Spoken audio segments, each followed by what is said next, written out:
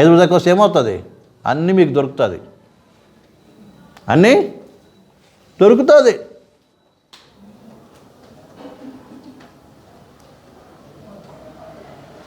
మొన్న ఒక పాస్టర్ గారు యూట్యూబ్లో చూశానండి, మీరు కూడా చూసుండొచ్చు. ఆయనకంట ఒక కారు ఉందంట. ఏ కారు? Indica car. ఆ కార్ని ఏం చేశాడు? వాడుతున్నాడు. 2-3 సంవత్సరాలు అయింది. దాని మీద అంటే మోజు తీరిపోయిందంట. పాస్టర్ గారు చెప్పిన సాక్ష్యం. ఏం తీరిపోయింది? మోజు తీరిపోయిందంట.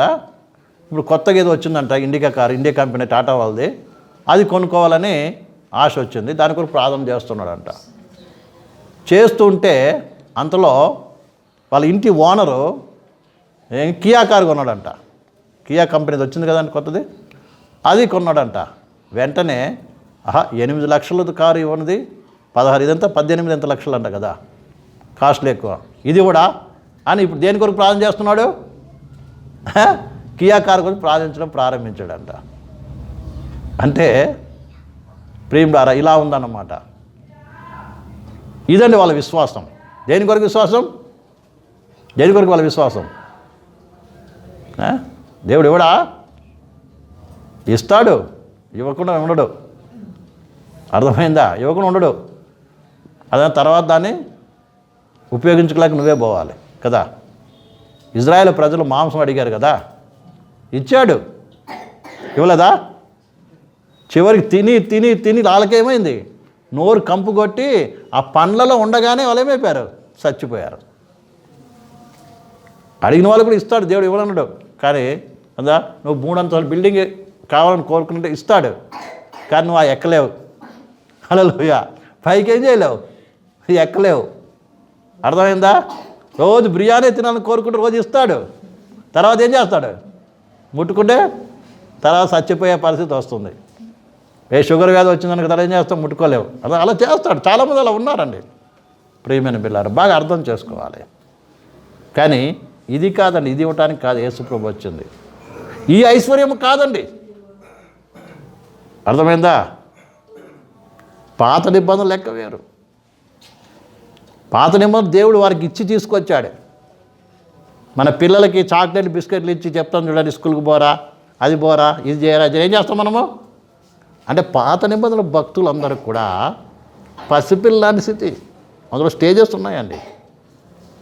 పసిపిల్ల స్థితి, నిష్కపట, అంటే అప్పుడే పుట్టిన బిడ్డతో సమానం. ఎవరు తెలుసా? ఆదాము అవ్వలు ఏదైనా తోటలో. ఆ తర్వాత ఇంకో స్టేజీ, తర్వాత ధర్మశాస్త్ర పరిస్థితి. ధర్మం అనేది ఏం తెలుసా?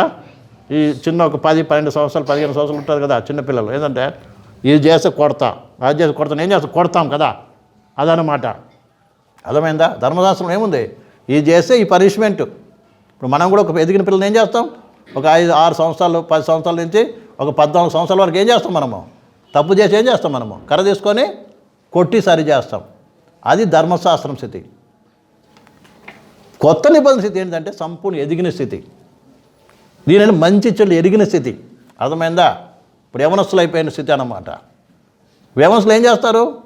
కేవలం చెప్తాం, అర్థం చేసుకుని ఏం చేయాలి? ఏది మంచో చెడు చేసుకుని ఏం చేయాలి? నడవాలి. ఇప్పుడు బిస్కెట్లు చాక్లెట్లు ఇచ్చేది కాదండి.